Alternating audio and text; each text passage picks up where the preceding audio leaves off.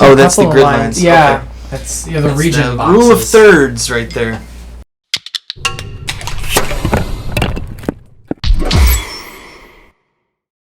You want to toast for episode 1? We're going to toast to a good run of block interval vlog episodes. So, hell yeah.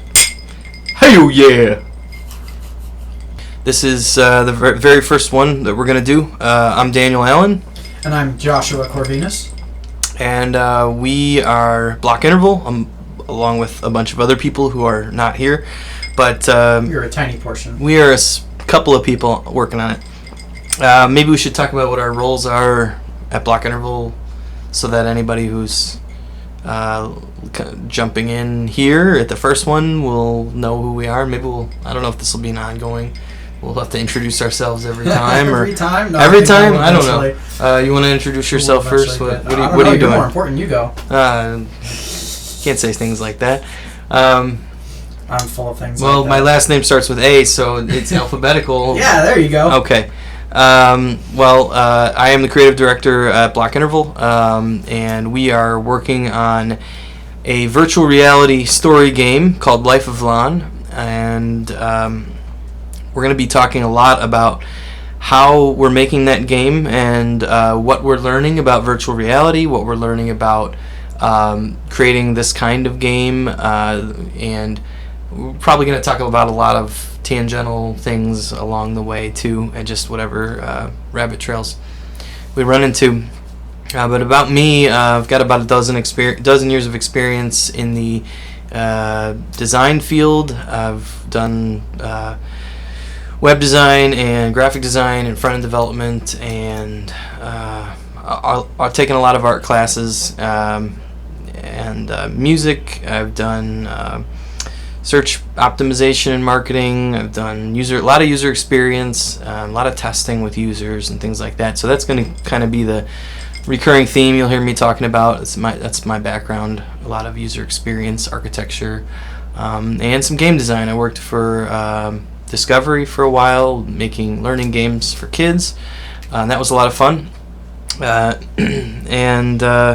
I've built a few teams, I've led a few teams, and Block Interval is my favorite team. It has some extremely talented people working on it, and among them is Josh Corvinus. So, tell me, Josh, what do you do?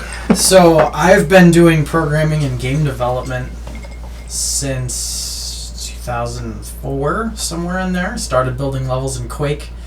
Moved on to work on the team that reverse engineered large portions of Sonic Adventure. I wrote some of the level editor, the custom level editor we wrote, model injectors. And then I started working on my own games in like 2008, 2009. So I have a very deep background in programming things, making tools, and sort of 3D simulations / games. Cool. And would you say that when it comes to the team, any kind of team that you're working on, where does your specialty typically land? I do lots of exploratory and research kind of things sometimes, just kind of figuring out what's possible, figuring out what's feasible, experiments for new directions. And a lot of times I try to help with cross-disciplinary communications. A lot of times you'll have people on teams that are very good at specific things, and other people on teams who are very good at other specific things, because I try to have such a wide skill set. I think they call those specialists. Yeah. They are definitely specialists. So I like to promote cross-communication between specialists when I can. Specifically on this team, right now I'm working on the interaction user interface design and trying to breathe life into some of the characters. Awesome. And you do a lot of user experience too. Yeah. A lot of testing. User testing is king. If the users don't like it, then it's not good, no matter how fun or impressive it was to make. Yes, I agree with that. We're going to jump right in, I guess. I think one of the big things I wanted to talk about in this kickoff vlog is we just got our Oculus Rift CV1s from Oculus. They also sent us the touch controllers, so we have those. We also have our HTC Vive. We have a couple of those, Vive Pres. So now we are moved on from our Dev Kit 2s, and we're in the current generation of VR devices.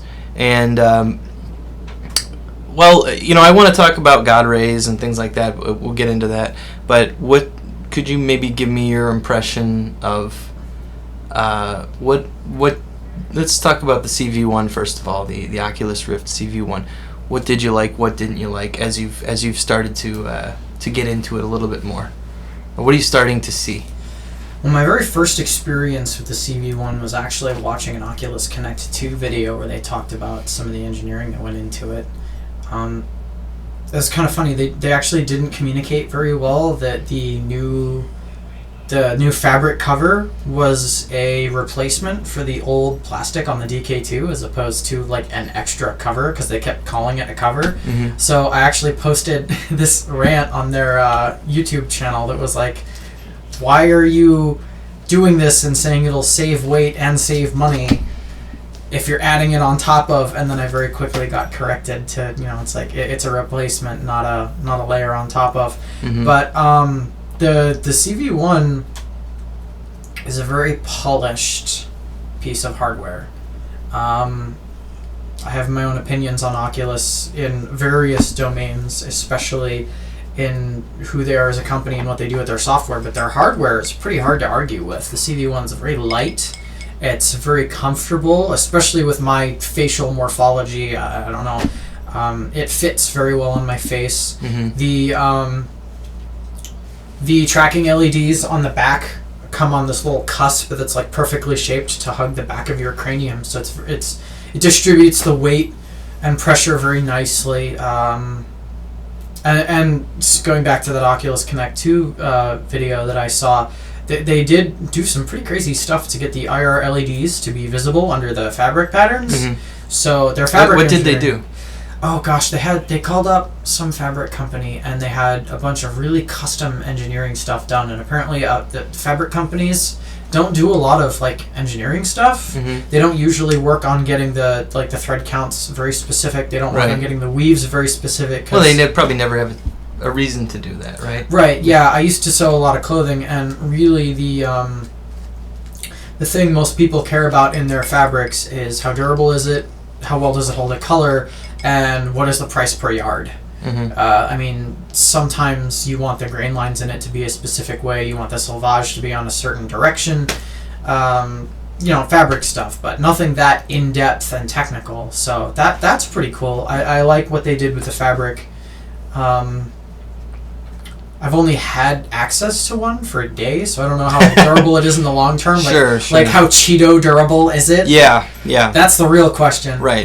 We got to put this to the test. So I like the hardware a lot, actually. It seems like a pretty good improvement over the DK2, except for the hybrid Fresnel lens that they came up with does catch a lot of light and redirect it with it, which people call God rays. Yeah. It's painful in some situations, but it's well optimized for many others, and I can understand. Let's talk about God rays, because I think there may be some people who are listening or watching who don't know what we're talking about when we talk about God rays. So what are we talking about? Okay, so originally the term God ray referred to a render effect called a light shaft, which was just a way of. Many times when you have a very powerful light source that's mostly occluded, but there's an open space that the light can come through, and you have dust particles that the light can catch and refract and reflect off of, you get what looks to be a beam of light floating in space. And these are very beautiful, very specular, and thus they earned the name God rays. And they seem to appear in kind of a ethereal pattern. It's like, and it only happens on certain contrast levels and light levels. Like I notice it a lot more when it's like white on black. You have like white text on black background. We've also noticed it in like very dark scenes that have Contrast makes it more apparent. Yeah, so when you have a dark scene and there might be a glowing blue or a glowing white light in that scene, you might see this. You probably will see a ghosting that kind of shoots off from that. It kind of looks like smudging to some degree. Yeah. And when it's done in normal games, it's intentional. When you see it as an artifact in VR, it's unintentional, and we should be very explicit. These are two different phenomenon. As far as I get what you're saying. Yeah. So, what about the Vive, and how, because my opinion of it is that the CV1, we have the Vive Pre, but I don't think it's structurally. I don't think it's any different than the consumer. They changed the strap Yeah. and the branding, and the lighthouse has got the ability to be shut off over Bluetooth. Right. The So CV1. essentially the same device, and my opinion is that the CV1 God rays are a little bit worse. But I know you said you thought maybe the Vive was a little bit worse. I think it's the other way around. So it could be equal, and maybe you're seeing it some way, and I'm seeing it a different way because of how our heads are shaped, our eyes are shaped. Maybe There are sweet spots on the headset too, where your eyeball positioning and the headset positioning relationship can exacerbate or alleviate the specific visual artifacts you're getting. Sure. For me in particular, we have one scene in the beginning of our game currently that has these pinpoints of light that surround you. Works really great in the Oculus DK2. In both headsets, it induces this God ray effect. But I think it's worse in the Vive because the Vive has these very obvious Fresnel ridges. Yeah, but those. I feel like I know what you're talking about. So the Vive has these. So Josh is referring to them as Fresnel ridges, but what they really kind of look like are these little circular, refractive kind of inner circles. They kind of work their way in. They're conical. Are they conical? Yeah, they radiate outwards from the center. Oh, right. But if you've used the Vive, you know what we're talking about. Mm-hmm. If you ever use the Vive, you'll know immediately what we're talking about. And like for me, I see those right when I put them on, like right away, but then it's like my brain just completely cancels that out. Well, it's not that I see them that's the problem. It's that for me, they catch the God rays and smear them more. I could see that. And there's also another point in our demo currently where it has like this bright triangular shaped gem thing. And in the Vive, when I tilt my head this way, it catches and smears up. And on the CV1, or the Oculus CV1, I don't really get that as much. Okay. For me, the Oculus God rays tend to catch and run around the edges of my entire vision, whereas in the Vive, they tend to spike inwards toward the center. Yeah, but see, now, here's what I like about the way the Vive lenses work with the God rays, is it seems to me like the ridges of that lens, the refraction almost kind of cuts it off. You know what I mean? Like, to me, that's my that's how I see it. Anyways, so here's a question: what can game developers do to mitigate God rays in their experiences? Because we know that they're probably comparable between the two headsets. We may differ on which one is worse, but we both agree. I think that it needs to be combated. It's a problem, and it should be improved by the next generation of consumer devices. But so what are some tips we can give on how to mitigate that, or have we learned enough yet to? Okay, so I don't know if we're experts on this yet. No, I'm not really an expert on this. But from what I have seen, you want to be really gentle with your contrast. You could have a large total contrast in your entire scene, like if you do the squint test and you see just different varying regions. But we've noticed that some games that don't have really bad God rays, even in their darker areas, they have like a gradient or even just some kind of noise just to break up the really strong blocks of contrast. Now, you know how there's techniques to so you know about color banding. Yeah, there are techniques to mitigate the color banding, and if you don't know what color banding is, it's when you have a gradation of color or a gradation of contrast, and you can see these bands of where that where that cut from 1% to 2% to 3% happens, and there are noise techniques you can add in to mitigate that. So kind of like dithering. Yeah, right, exactly. So do we know enough about can those techniques be used to combat God rays? I really have no idea. I'm sure. Basically, you'll want to experiment with things like that, but the worst thing you can possibly do is just have like solid blacks of color, like our logo currently, and I have some ideas on how to fix You mean this. that logo right there? Yeah, that one back there, that neat thing. It is as contrasty as you can get. It is white text on a black background, and as gorgeous as it is, it doesn't work in a VR headset. That would make a great desktop wallpaper. But, so, like, one thing I want to try is, if any of you have seen the Steam VR compositor Fade, it does this horizon fade. Mm-hmm. And so you get like a little band in the middle and some other gradients that go the other way. Yeah. And I think putting that in our background will, because where we need to break up the contrast the most is right around the edges of the text, while still keeping it nice and crisp. So I think doing that will probably help out. Put a gradient on it. No, I don't know. I don't know if I can like. It doesn't have to be exactly a gradient. But the branding, man. But I mean, like, even if we were to just take the logo. Well, we could try the white. We could try the black logo on white and see how that looks. Yeah, that'll be a lot better. But I also think if you're gonna have a bright white background, you're also gonna blind some people, especially people sensitive. Well, maybe we can try a medium contrast. Maybe we can create a 30% white, or was it 70% black or something like that, and then have the logo text and whatever. I think we need to experiment a little bit and try a few things. Yeah. Because I don't want to go too far off brand, but I also do want to kind of fix this problem. So, so that's, I don't know what else you want to say about God rays.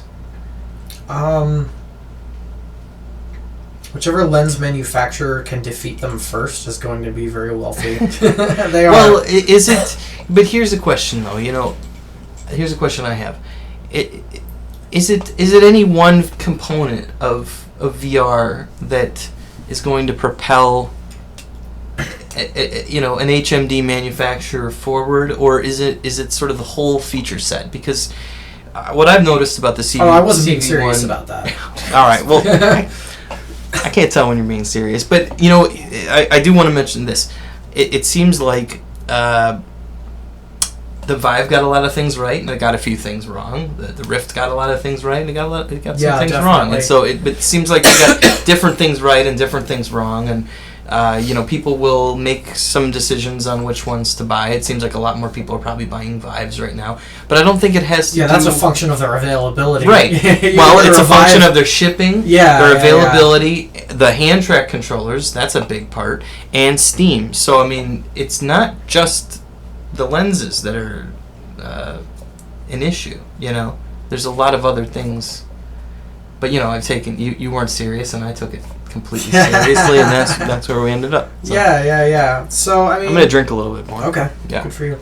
Yeah. Well, we definitely like this generation of headsets. They impress me a lot. I never thought I'd see technology like this, and now that I have, it makes me wonder. What's next? What is next? What do you think is next? Oh gosh. Okay, so this is not exactly next, but I'm really excited to see light field displays. Yeah, and so for people who don't know what light field rendering is, what were light field displays? What are you talking about? Okay, so I'm not an optics or display expert. So if I say something stupid, I invite you to correct me, please, gently. In the comments below. You can correct Josh in the comments below. Yeah, don't miss this opportunity. So the idea is that a light field tries to capture all of the photons that are in an area so that you can reconstruct a vantage point afterwards using some sort of calculation. When we were working on reverse engineering sonic generations, it actually came with a light field file that was used for global illumination. So if you had a character move through the environment, normally you would just calculate like where the lights are coming from, and then you have like shadows and stuff, but like how do you tell if your character should be kind of blue because blue light is reflecting off the wall behind them? Right. And so light field sort of solves that problem. In that context, light field was just this octree, just like a segmentation of the space that was given color values. Now, when we have a light field display, we have to talk about light field photography first. So like the seminal example is Lytro. They have these cameras which has a your typical photosensor that takes incoming photons, light, and captures what hits the sensor. And unlike a traditional camera, instead of having one lens or a tube of lenses, Lytro has a micro lens array. It's these tiny little bubble-shaped lenses that come in a grid shape over the sensor. And what this does is it breaks the light apart in predictable patterns right before it hits the photosensor. Mm-hmm. This scattering effect follows very predictable rules. And so what you can do with a light field camera is you can point it at something, take the exposure, calculate the focal distance, and offset like your position mm-hmm. after you've taken the picture. Yes, and so if you're into photography, you may be familiar with the term bokeh, and you can achieve a bokeh effect by setting focal distance, and then it sort of blurs, in front of or behind the focal point, and the light field rendering lets you kind of manipulate that after the fact. Yeah. So, what do you think is the consequence of this technology when it comes to VR or AR? Really, when it comes to rendering images in front of the eye. I really want to see light field displays in VR headsets of the future, and right. And I don't know if this will exacerbate or alleviate God rays, but that's why I brought it up, is because it may change the God ray problem. I feel like it would solve it. You think so? Yeah, better control because you're rendering things at a, okay, let's take the Magic Leap for example, right? Which we know very little about. We know very little about it, but it is a light field rendering device, right? It's I think so. Yeah, but it's rendering the images straight into the retina. Yeah, it's definitely using some kind of virtual retinal display. And because of that, I don't see how there would be any bleed really, because you're getting maybe thousands or millions of individual points of light being projected into your retina. We probably sound like monkeys discussing astrophysics compared to what some people really know about this topic. Let's try to talk about what we don't know. Well, I mean, I suppose it depends, because if you're using a virtual retinal display and you're sending the photons right into the eye, then you wouldn't be using a microlens array anymore. So I don't, because the thing is, if you're using a microlens array, I don't know if having all those little lenses next to each other will cause like any light spillage or just unintended photons being where they're not supposed to be, which is what God rays are in the first place. Right. Is light spillage catching in a lens and shooting out somewhere else. Yeah. I feel like the problem's going to go away. Yeah. It's so annoying that if you don't make it go away, people are going to complain and bitch like they do. So, like you do. So here's a question I have for you then. Let's talk a little bit less nebulous, faraway future kind of thing. What do you think the next generation of VR headsets is going to... What do you think the features that they're going to be addressing in this next generation? So this would probably be mid to late 2017 or something like that. Do we have any idea? I don't have any ideas. I have feature lists that I like. I think we have things we would like, but I have to wonder. I think so the next generation of graphics cards we're definitely going to see a jump, right? Those 1080s and 1060s are coming out. So the GTX 1080 just came out recently, and the 1060 and 1070 are following. So I think one of the biggest divergences in VR rendering from normal rendering is that you can really optimize for rendering the same thing from slightly different vantage points. So I think we're going to see graphics cards start implementing some kind of stereo instance accommodation. Like, I forget if it was Valve that really led the charge on this, but there's this thing called stereo instance rendering where when you go to render an object, you can reduce the amount of draw calls you do by rendering it from both vantage points at the same time in the same draw call. Yeah, and so I think what will happen is this optimization will probably get baked into graphics cards so that it can be a lot faster that way. Does that have the cost? What do you mean, does what have the cost? Does it cut the cost in half? The render cost? Maybe not in half, I'm not sure, but I think it approximately cuts it in half. Because Okay, so whenever you send something to the graphics card, you have what's called a draw call. And if you need to change some of the properties, like the material or the texture, you may have to initiate a new draw call. But draw calls have startup and shutdown tasks, kind of like how when you produce like a physical object, you have like marginal cost. Like if you're going to print like 100 of something, there's like a fixed buffer you have to pay up front, and then every unit afterwards costs basically nothing. Right. So it's a similar concept in terms of rendering with draw calls. You really want to avoid having more draw calls. So to optimize, what we do is we'll make these really large texture sheets. Like a sprite. Yeah, exactly, like a sprite sheet. And you can put as many different polygons on that as you want, and you can atlas the textures, and then you can reduce the number of draw calls that way because it's the same texture and the same material. So the idea there is you can reduce the number of draw calls by drawing the second eyes instance of the object in the same draw call at the same time. Awesome. And so I think that this optimization will probably start to get baked into the GPUs because, as we all know, when you write something in code to be run general purpose, it's kind of slow. When you make hardware to execute a certain computation, it's much, much, much faster. Yes. And that's interesting. So we're not only making a jump in the processing power of the GPU itself with these huge leap forward, but there's also going to be changes coming to how the hardware is processing the rendering, and so you're really going to achieve things on two different levels. Like for people who are graphics and rendering and rasterization engineers right now, those guys have to be having the time of their life because they just were given this huge open green field of problems that need to be solved now. And so I'm very excited for all those guys. So let's talk about Life of Lon.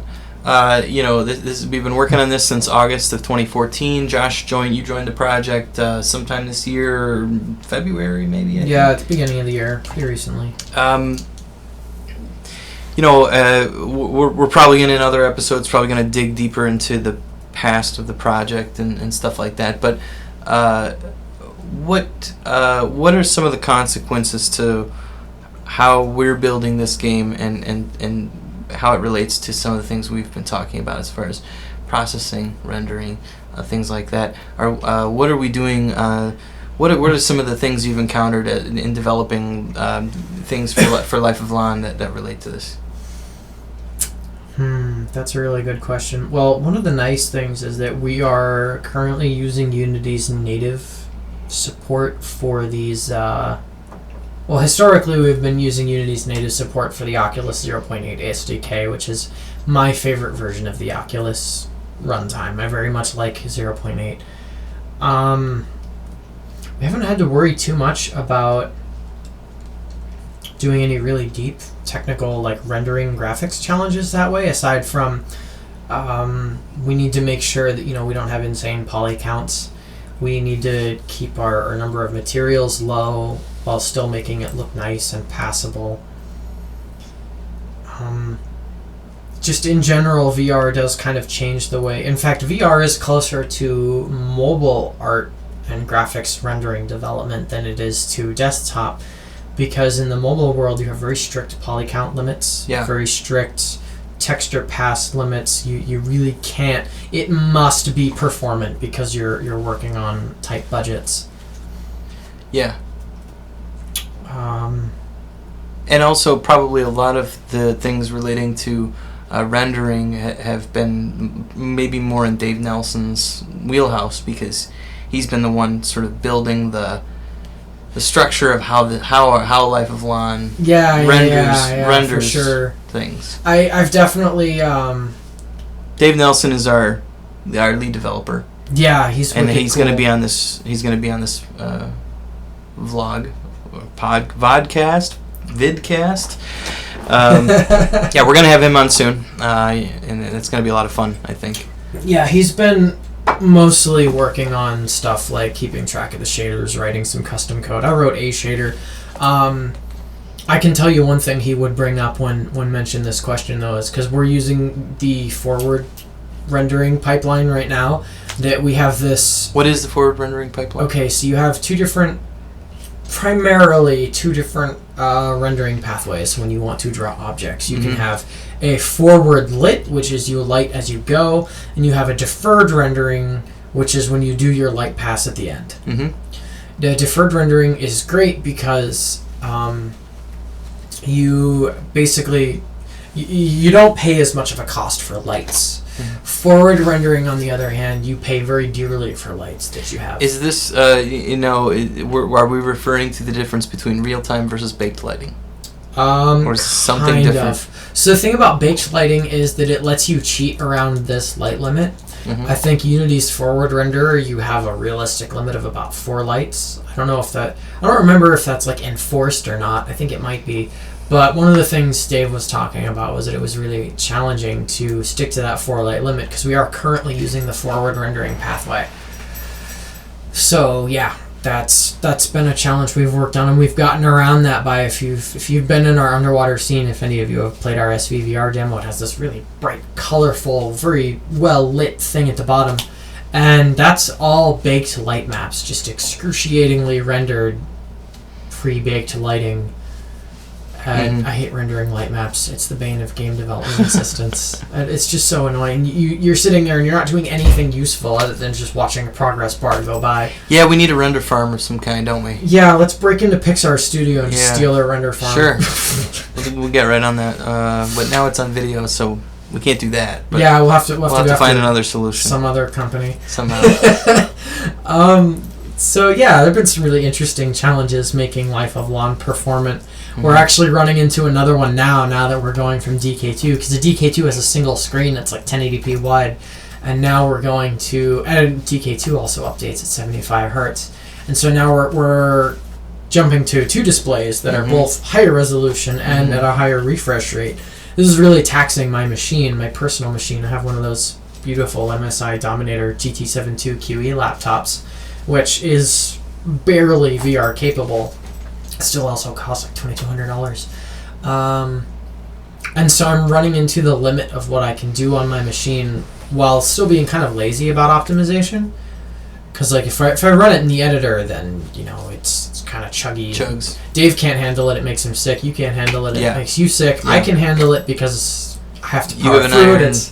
No, it's because it's my machine. It's not because I have an iron stomach. Okay.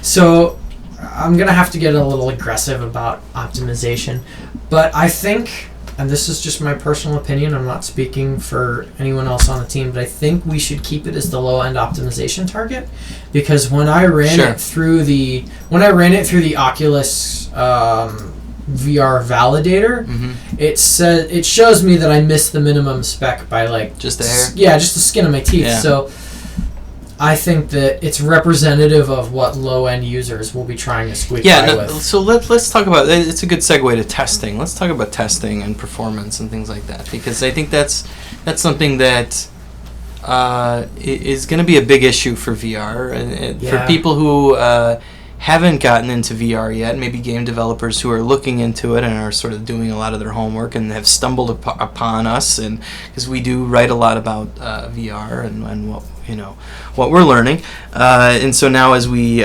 start doing these regular videos, I think we're going to be talking about a lot of things we're learning.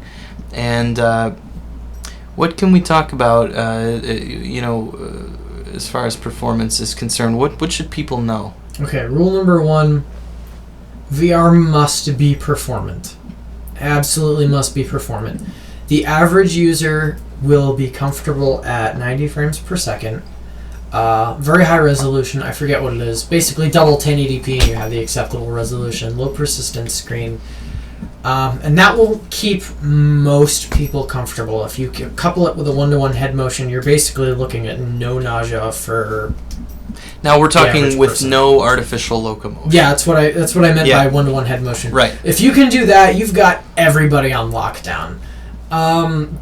Even the hardened veterans, people with iron stomachs and just superhuman vestibular systems, their tolerance breaks down at about 1080p, high persistence, 60 frames per second. So that's your window to play with. Sure. I recommend staying at least DK2 level, 75 hertz, 1080p. And I don't think it's going to be an issue. It's not soon. Like we're gonna get it. There's gonna be a technological hurdle we're gonna get over here probably in the next 6 months, 6 to 12 months, I would think. Yeah, because once the performance Vive and the CV1s are readily available, no one's gonna want to go lower than that. Right. Like there's real little point. Well, in HTC and Oculus, they're giving these devices away to developers. They've given us a number of devices, so I think. Let's talk about that a little bit. Actually, I had another addition. Yeah, okay. You finish your thought, and then I want to come back to how to get those devices. Okay, if you're a developer. Yeah, that also may change depending on some of it may change, but I'll tell you how we did. So we were talking about testing and devices. If you don't currently have a VR device and you're doing your old school rendering, normal scenes, Valve has a useful heuristic. If you can reach 200 frames per second rendering in your normal scene, then your scene and rendering pipeline are ready for VR. You can double that reasonably well, and you'll still have a comfortable render target, and you won't be dropping frames. So that's just a useful heuristic. Don't quote me on it. Don't rely on it religiously. It's a rule of thumb, basically. It's a rule of thumb or a guideline to let you know that if you're going to migrate to VR and you can hit 200 frames per second in your program, you should be good to go to VR. And what else about optimization and testing? Was that comment just about hardware? Were you asking about hardware testing? No. I think when developers are building for VR, they're going to have to make a number of decisions when it comes to their 3D modeling, when it comes to their engine and locomotion and animation. There's going to be a lot of decisions that they're going to make, and all those are going to cumulatively add up into one cost. So how do they keep the cost down? The render cost. The render cost. As usual. Like we mentioned before when we were talking about draw calls, keep your draw calls to an absolute minimum. Atlas everything if possible. And what does Atlas mean? Okay, so Atlas is a lot like what you might be thinking. In game development parlance, an atlas can be used for texture mapping. Mm-hmm. It's when you take multiple pictures, textures, 2D assets, whatever you want to call them, stick them on a giant sheet, and you have data dedicated to what's in which region. Sure. Sounds like a spreadsheet. Your sprite sheet is a very user-friendly way of thinking about it. If you've never heard of a texture atlas, you probably know what a sprite sheet is. Yeah. Same idea. I come from the front-end development world, so I know what a sprite sheet is. Yeah. Not a Unity developer, have to ask all these questions. It's also called an image map in the web world sometimes, like if you have a sheet with sliced images on it. Mm-hmm. Same idea, you're mapping visual regions to other visual regions that you've kind of pasted together. Now, what about, I don't know if the word is correct, culling or occlusion culling or whatever, where you're going to show the front side of some objects and you're not going to show other... I know this is a common technique for the Gear VR because it's running on a phone, so you have to be more performant. Okay, so there are many different kinds of culling. Culling as a term just means removing things that can safely be gotten rid of.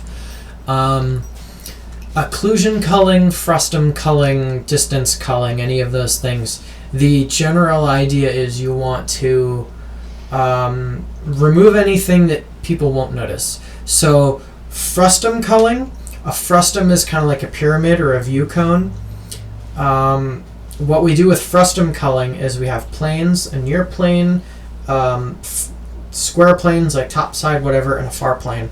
And we do checks to see if you are within all of the planes. Mm-hmm. If you're not within all the planes, you get cut out. Mm-hmm. Occlusion culling is when you have an object is covered by another object entirely, cannot be seen by the camera, and gets cut out. Yeah.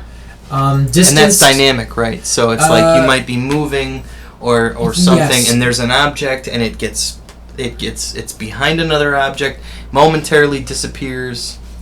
Yeah, comes and back. sometimes that's a problem because then you can have performance spikes when something gets occluded and suddenly it's not calculated, Right. and it's not occluded and it does get calculated. But yes, all of these occlusion techniques can be applied per frame. Usually you do because simulations are dynamic. And we have distance culling. Distance culling is why you have draw distances in skyboxes. You can get rid of anything that's past your viewing plane. Sure. So and also, then we have what are they called? The name of it escapes me. When you have yeah, I'm gonna feel like an idiot when you say what it is because I know this term but I can't remember it. There's nothing wrong with feeling like an idiot. It happens all the time. Yeah, it happens to me every single day. When you have a model change as you get closer. Those are level of detail models. LODs, yeah. Yeah, LODs. So use your LODs, but Yes. what can developers do to kind of prevent the pop-up problem, the problem that happens when your LODs are changing and everything's kind of looking like a mess? I'm exactly the wrong person to ask about that. I know it's important that you should do that. I think Dave would be a good person Dave to would ask be a about good this. candidate to ask too.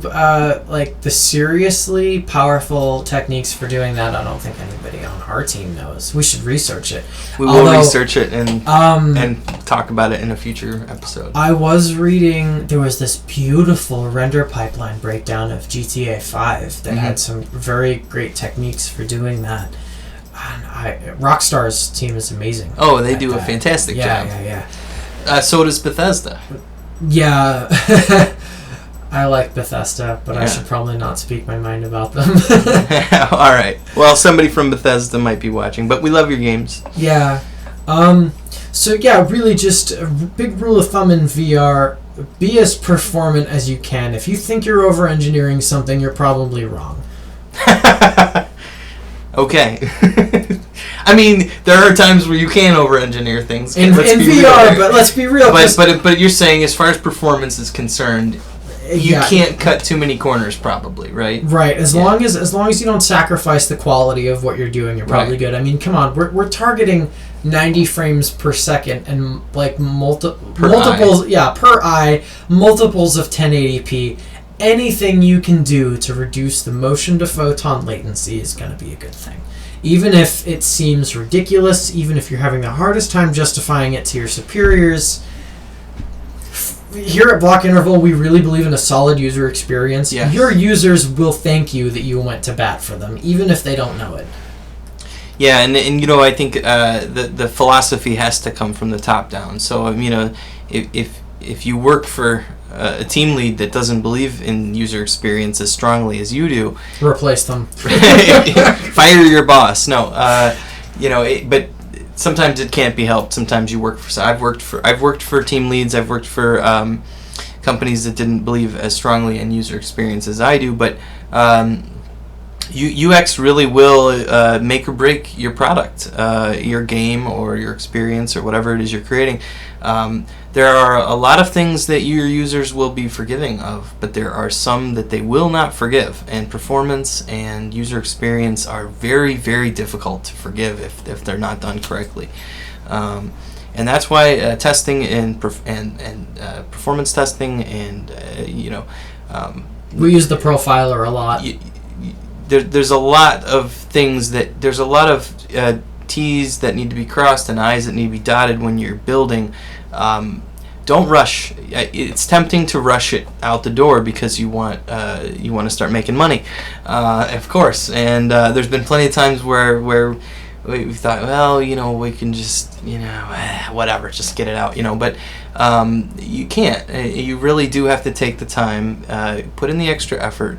Do as many tests as you can. Get your friends and family, and then all the people you don't know. Go to meetups, and we do a lot of meetups. We go to conferences, we go to expos and meetups, and anything that we can think of to get our work in front of as many people as we can. And we talk to them after it's over, and we say, "What did you think?" And we try to find where those holes were, if there was something that wasn't performant, if there was some motion sickness caused by our experience, or you respond to that right away. It's immediately. important. That's a huge concern, So the reality is here, if your players can't play your experience, you've lost them. It doesn't matter how good your graphics are. It doesn't matter how good your story is. It doesn't matter. None of that matters. What matters is, can they experience your game without being too uncomfortable to stop playing? And then all the other stuff comes after that. So user experience, think about it. It's never too early. If you're building anything for an end user, it's never too early to test. There's a saying we have in the programming world called fail early, fail often. Mm-hmm. And the idea is that failures cost a lot less earlier in the project before you've made all of your expensive decisions. Absolutely. So it may sound crazy, but the earlier you guys start failing, the better off you'll be. Get it out of the way. Yeah. So any other thoughts on performance? Or I was going to jump into how, at least right now in July of 2016, how developers can get a hold of some of these dev kits. Okay, so I can talk for hours about performance. We don't have hours. We have it's one video. Yeah.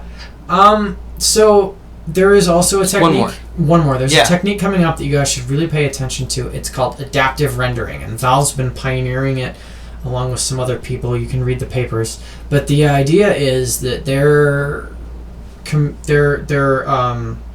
program pays attention to how many cycles it's spending on each operation in the rendering pipeline, and it also looks at what your hardware's capacity is, and it dynamically adapts to, like, if it's lagging behind in performance, it will cut down some of the iteration counts on loops that it does to make things pretty, or things like that. Like, it'll cut the resolution down, or it won't render in high fidelity or on the edges as much. Valve actually very graciously released their own proto-rendering plugin for Unity. Mm-hmm. If you want to, you can find it. What's that called, by the way? It's called the Lab Renderer. The Lab Renderer. And maybe we'll put a link in the description below to that. Okay. And this will try very hard to make your program run as performant as possible for VR. In fact, they mentioned that they got Aperture Robot Repair to run VR performant on a GTX 440, I think, something ridiculously low end, just because they were very aggressive and very adaptive along the entire spectrum. And I think it even, if you feed it more hardware than it's used to, it'll start super sampling. So which is what? Okay, so super sampling is when you render above native and then cut down. Okay. Very simplified explanation, but you get the idea. So eventually, if you start feeding your program beefier hardware, it will try to make it look prettier too, prettier than baseline. So definitely check that out. Although, disclaimer, it was optimized exactly for what they were working on. So I'll talk about my experience a little bit with this, because I've managed to get a lot of headsets out of these VR developers. There's a few things I can recommend. First of all, you're going to have probably much better luck getting free headsets off of developers if you are part of a team as opposed to going individually. Now, Josh, you did get an HTC Vive individually, but I got one Vive. You got one Vive, but you're a pretty active part of the VR community. I think a lot of people in the VR community know who you are, and you approached HTC, right, and you sent them an email. I had a robust prototype I had built for something that showed a very clear vision of the future, and it had a lot of neat features. Right. And I had put 4.5 months of work into it at that point. Right. So they're not just going to send you a headset out of the blue, willy-nilly. When Oculus sent us the 5 DK2s last year, at that point, by the time they did, we had already been working on the project for almost a year, or been maybe 8 months or something like that. And we had a website, we had our team together, we had it's funny because we switched from a side scroller to a VR game. It was a little bit weird that we did that, but maybe not the most conventional thing, but we did have some early development stuff. We had a lot of concept art to show, and I also made an announcement on the Oculus subreddit that we were going to switch over to VR because I had bought a DK2. So the long and short of it is, when these headset manufacturers see that you're part of a team, that you're working on a project, that the project is well underway, that's when they're going to be more likely to send you hardware. And how do you get the hardware? Well, you can send an email to Oculus or to HTC or to whoever, whatever headset you're trying to get a hold of, and say, hey, I have this team, we're building this project, we have these resources and whatever, but we could use some help, and they will kind of assess where you are and make the call of whether or not to send you the hardware. And in our case, we had put enough work into the concept art and into the game that we've gotten those devices fairly quickly. Oculus, I think for the CV1s, it took a little bit longer, but they were swamped at the they were time, swamped, too. yeah. And so they've been having shipping problems. But I think with HTC, they sent us they sent us 2 HTC Vive Pre's pretty quick after we asked for them. But I can't make any kind of guarantee that viewer who's watching will have that same experience. But I can say that the more upfront work that you do before you approach them, the better, because they will see that you've made some progress and have gained some momentum.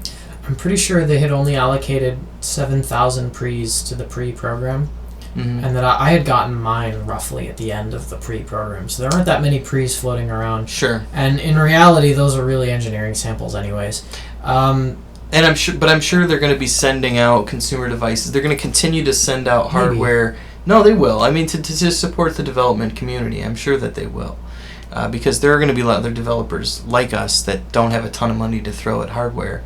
I mean... Maybe, yeah. 5 headsets plus touch controllers, you're looking at $3,500, maybe close to $4,000 worth of hardware, and if you're a bootstrap studio like we are, and you're working a day job to keep yourself going, you can't afford to throw down $4,000 worth of money for hardware for your team or whatever. Yeah. So if you are strapped for cash and nobody's sending you free development kits, you can always... The principles of VR don't change too much. You have an outside reference point, you have a tracked headset, you can always buy something like an OS VR, you can buy a used DK2, you can prototype that way. Try to keep your code clean and well encapsulated and loosely coupled so that if you do eventually get a better headset, you can just drop that right in. Steam VR is so great for multiple headset compatibility. I don't quote me on this. I think Steam VR supports OS VR headset. If it doesn't yet, it will soon. So I mean, there are options if you don't have a ton of money to get headsets right away. Don't build anything without a headset, because it won't be the same. You can build a prototype in Flatland, and as soon as you try it in VR, you'll find out that it's just totally wrong. Yeah. So even if you have to go as far as cardboard or Daydream, fine, do that if you have to, but don't build VR stuff without a headset. I agree with that sentiment. All right. On that note, we're going to close up the video. Thank you so much, Josh, for talking with us. Yeah. And thank you for watching this. Thank you for joining us, and we will see you next time. Absolutely. Have a good one.